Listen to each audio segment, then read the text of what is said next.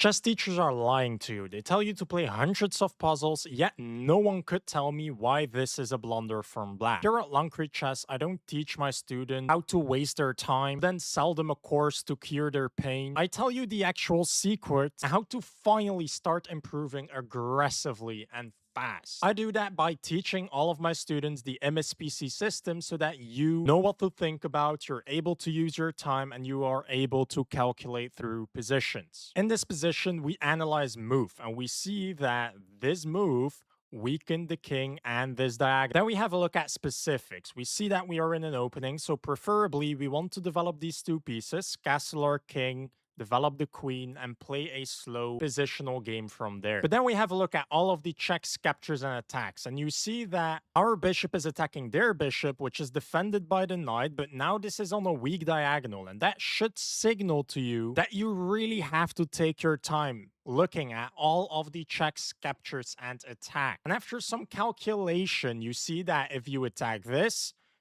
they will take, you will take, they will run away with their knight, and there is nothing. After queen to a4, attacking this bishop, they will take you, and there is nothing as well. But when we calculate the checks, captures, and attacks, you also should have a look at takes. And after takes, he only has one response of taking, and as I teach you, when calculating, only look at checks, captures, and attacks.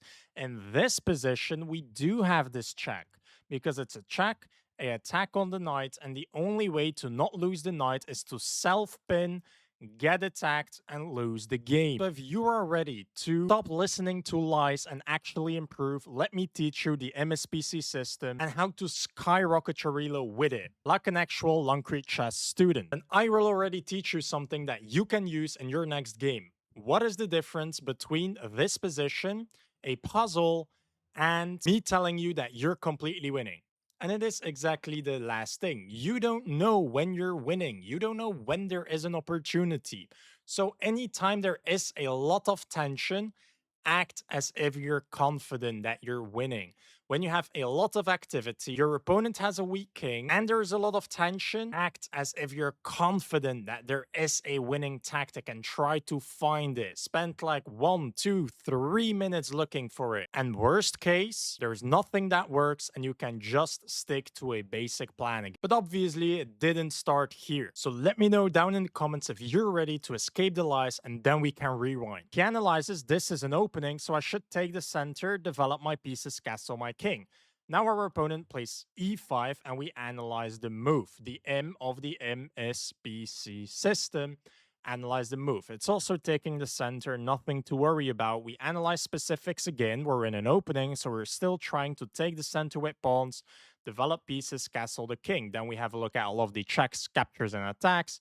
Nothing works. I guess you can fulfill the specific of developing your piece while making a attack, but I do recommend in my openings repertoire to play knight to c3 here instead and play the Vienna.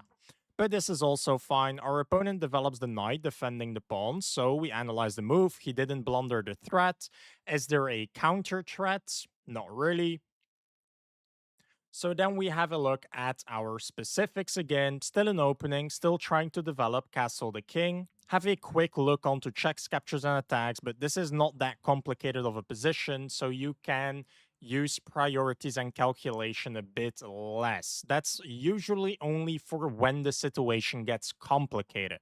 So we just go for the Ponziani with c3, trying to strike in the center and fulfilling the first rule of our opening. Here our opponent plays bishop to c5, and we should again just think about, okay, is there a blunder? Is there a threat? No, but it does run into d4 at first. But there is no threat, there is no blunder, specifics, we're still in an opening, trying to strike in the center, develop pieces, castle, king, nothing special. So my student finds this, and after take, we just take back and we analyze the move again. This gives a check to our king, so we probably have to either move the king or we have to block or capture this bishop. We cannot capture the bishop, so you either block. Blocking with the queen is horrible, so we only have these 3 moves and this move to block, or we move the king, which is also bad, so now we have the 4 candidate moves in this position. After some calculation, my student plays bishop to d2. And now this is the intro position where our opponent messes up. As I already showed you, analyze the move. This weakens the diagonal. That is something I teach you in Beyond the Blunder, and it's quite advanced, to be fair. And then you start having a look like, okay, here is where the position gets complicated. Here I should have a look at move. It makes a weakness, but no threat and no blunder if you don't calculate deep enough. So I'm still trying to develop my pieces or to castle my king. And other than that, I should have a look at all of the checks, captures, and attacks and use more time because I am getting in complicated positions. Here, my student doesn't really calculate take, and then you have another look at all of your checks, captures, and attacks in this position. To see this fork, he has to go back, and then in this position again, you calculate all of the checks, captures, and attacks. You see that you can attack like this, but also a rule that I will teach you is that you should never end on your turn. Here again, have a look at all of the checks, captures, and attacks for your opponent. If he could play like bishop here to try and counterattack, if he had like a check, if he could try to attack something useful, that could be very annoying. In this situation, it doesn't work, and we are completely winning though. But my student doesn't find it, attacks the knight, trades off the bishops, and we go to this position. Again, analyze the move. Is there a threat? And there is a threat of trying to damage your pawn structure. That's about it. Specifics, still an opening, so we can try and develop this bishop, develop the knight, castle the king. That's about it. And then priorities, checks, captures, and attacks. If we take and take, we just eliminate the threat of you taking us. That's the only thing you should think about. If we give this check, you can block while developing your bishop, so that doesn't really make sense, I would say. And here my student just plays knight to c3, which is absolutely fine, but you are allowing him to damage the structure, which isn't that big of a deal. So now our opponent plays a6. A6 does absolutely nothing, so we don't really care. It just stops us from developing the bishop with a check, but we didn't want to do that anyway, so it doesn't matter. So again, specifics, still trying to develop, and now we develop the bishop while defending this knight so that you cannot damage the structure. That's a beautiful move. I would have played that as well. Here, our opponent just develops. Is there a threat? Is there a blunder? No. So we should fulfill our opening while castling. Very beautiful play from my student. He isn't really using a lot of time, to be fair, and he did miss a tactic. So using a little bit more time when a situation is complicated would be a little hint. But from now on, if we don't have a look at missing the tactic, perfect play. And after castles and castles, now we are finally in a middle game. Here we should have a look at what is our plan now? What is that move doing? Nothing specific. We're not in an opening anymore. We are in a middle game now. So things I would play here is maybe putting my rook onto the open file, maybe trading off these knights so I can try to move the rook or strike in the center. Something like take, and f4 might be on my radar to open up my rook, open up my queen, try and get my bishop and my other rook in while my knight is supporting my center. Looks like a very beautiful kingside attack. That's something that might be on my radar. Here, my student just develops the rook, which is fine. Now b5, analyze the move. Does absolutely nothing. So, I mean, we do stop this. That's not a bad move, to be fair enough. Developing this, that just puts a bit of pressure onto the center, but it doesn't really matter. We develop the other rook. And here is where my student goes a bit in the miss. But to be fair, it's such a high level thing that I only teach in like Beyond the Blunder, if not enforce the Blunder. The rule that you should learn is that when you are up in activity, you should break open the center. In my free courses, I teach you that you should keep developing and developing and developing the pieces. Try to put pressure onto something, and if nothing works, you should try to advance in the center. And I only go over advance in the center, but our plan is to open up the center. So here, the only two things you should play are either en passant to open up this file, and already after take, yeah, you can just take this. You have pressure onto this knight, pressure onto the bishop. You're asking for a queen trade, and you're already up a pawn, by the way. That's why we develop, and that's why we put rooks in the center. It is to break open the center. And I mean, that was already free pawn. The engine also says to take, and now queen to e3. He has to defend this. We're opening up the rook, and we can already try to push our passed pawn if we want to try that plan. That's not a bad plan. So you did develop well. You were doing everything great, but you had the option of breaking open the center while you are up in activity. And that's a no brainer at a higher level. But to be fair, I cannot expect a 600 rated student to find this. So fair enough, but I'm just giving it with you. It's a tip. When you're up in activity, try to break open the center, try to attack in the center, try to advance in the center. So now after take and this, again, very, very difficult stuff here. We do find the top engine move, and we should analyze, like, what is this trying to do? And here I would maybe even consider to, like, try and take.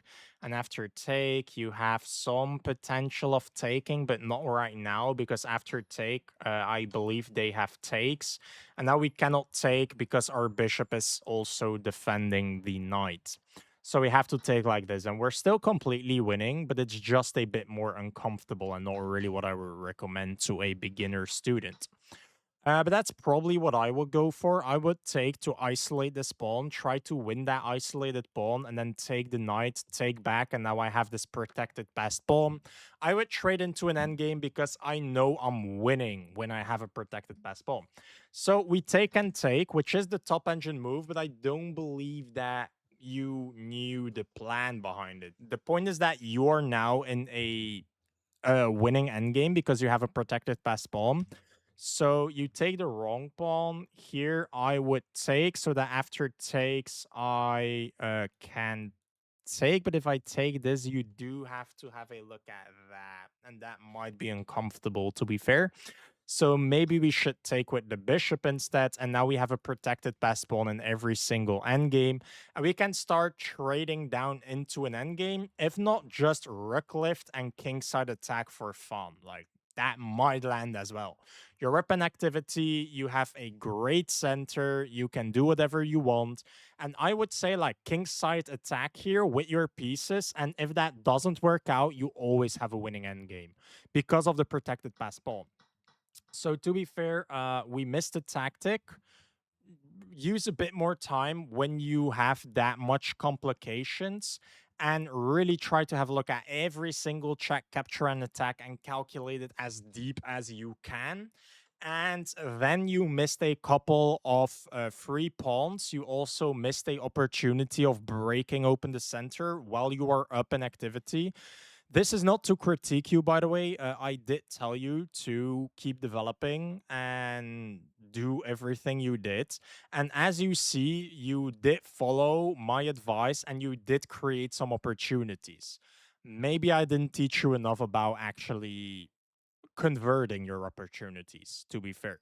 So that might be a mistake on my part.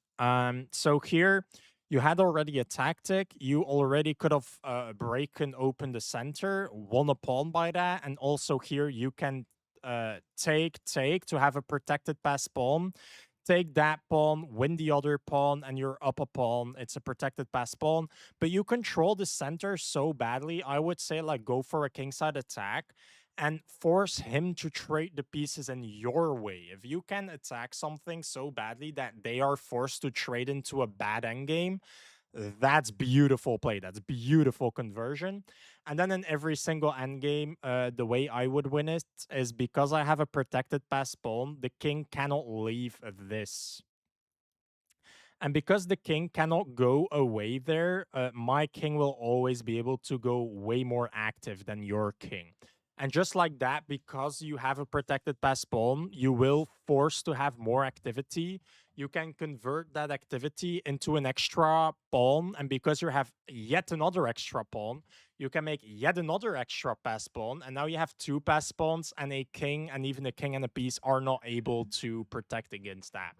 That's the easy, simple plan you had here. So after take and take, you do find the best move here, but you take the wrong pawn and you allow a bit of counterplay. Now you lose this pawn, but win another pawn back. And now we go into this position. You do find the top engine move, so we will continue from here. You are down a knight for a bishop. That's like a slight disadvantage. But to be fair, you have a passed pawn. So here I would probably activate my pieces, maybe try to win that pawn if you can, and then you should try to just have that. Instead, you take premature, I would say. You didn't really prepare that well enough. I would start by activating my pieces first, because if you take this, you allow this counterplay and you activate their rook. They did activate the rook. The other rook would be way better. I don't know why they're activating this rook while this rook is still staring at a pawn's butt. But fair enough, you move and now you're losing. So why is this losing? You only have one move to be better, and it is to play queen to h5, putting some pressure here, defending this and defending the knight. Instead, you move here, and that just hangs the knight. So to be fair, you did spend like 2-3 minutes hanging a knight, which is bad, but it will happen, to be fair. But you played a great game. Don't let you demotivate. Don't let this demotivate you. You played an absolute banger of a game. You had multiple opportunities, and you should just work on having alarm signals that tell you, like, oh, you're winning. Spend time. You just didn't spend enough time when you had opportunities because probably I didn't teach you enough about knowing when you have an opportunity. So I will add that to the course. Thank you very much. And yeah, now you're hanging a piece, which is unfortunate. You should think about, okay, what is this move doing? It's attacking my queen, it's attacking the knight, there's pressure on this pawn. And just like that, you can find the only move to keep guarding both threats while saving the queen. So here, after take, take, take, and take, you push your pass pawn, which is the best counterplay, to be fair, good find. But it doesn't work. Now you also hang a rook, and I mean now there is nothing to even try, and in a couple of moves you're checkmated. But I mean the end doesn't even matter. You played very, very well. Your opponent as well. You had some opportunities. You should just have a look at, okay, how much tension is there? Do I have a winning advantage? And I would say work a little on specifics. You had multiple winning plans, but you didn't find the correct plan. If you spend more time when you have an opportunity by looking at tension, if there is a lot of tension, spend more time and have more looks at priorities and calculation. And also, you had some winning endgames. You had some free pawns. You could break open the center when you had more activity. But to be fair, that's quite advanced. You played a great game. I cannot lie. Good game. It's just unfavorable, and I mean, your opponents find a lot of great resources, and you missed some great resources. GG. And for everyone watching under 1,000 Elo, I have a free community that you can join for free with free courses, free game reviews, and it's great. For this student, I hope I could help. Leave a comment if I did, leave some feedback. Thank you very much, and I will see you in the community.